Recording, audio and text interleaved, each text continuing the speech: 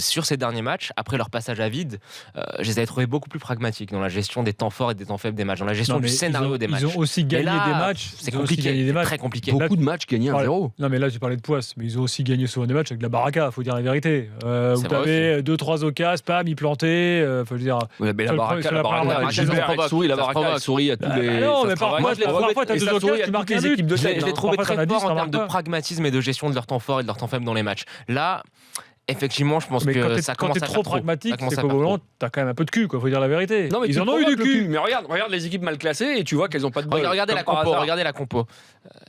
On les voit, les absents. On les voit. Le Marchand qui n'a pas été extraordinaire. Le Marchand avec Dante derrière. Une forte sérénité. Obadi qui n'a pas fait un mauvais match, mais c'est ni Cyprien ni Cosiello qui devrait être en forme. Et là devant, tu vois, la ligne d'attaque, c'est quand même compliqué. C'est quand même compliqué. Et Céric, Belanda, Pereira et Balotelli. Non. Et Pereira a joué une passe inhabituelle. Mais Belanda, je l'aime pas aussi haut.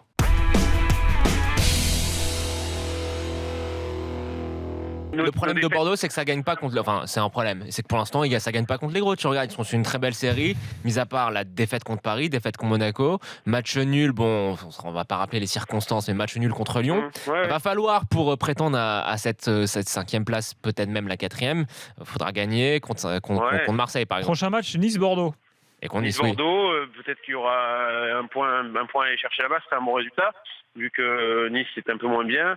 Et surtout, il y aura une 37e journée à Bordeaux-Marseille. Ouais, Bordeaux-Marseille, ouais. On a noté, ouais. Et c'est vrai que bon, on se projette, on y croit un peu. Il y a un groupe qui est en place depuis quasiment 6 mois là, qui tourne très bien. Ouais. Les mecs s'entendent, les mecs sont jeunes surtout. Alors c'est ça qui roule. Et puis Roland à la place de Laborde, ça peut que faire du bien. Ah, devant le but, c'est sûr que c'est différent. S'il est motivé. C'est un autre registre, ouais. Ouais, mais il n'y a pas photo en termes de qualité de footballeur, t'as pas photo.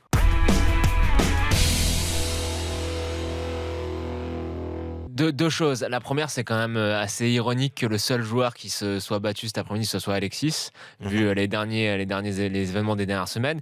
Après, voilà, quand je regarde l'effectif d'Arsenal, je me dis, la saison prochaine, il faut te reconstruire. Tu vas perdre Alexis. Ozil, c'en est où sa prolongation ? Ça devient quand même problématique parce qu'avec un an et bien sûr 3 mois sur ce qui reste de son contrat, sa valeur commerciale évidemment décroît en proportion du temps qui lui reste à servir Arsenal. Donc il y a un vrai problème pour les dirigeants.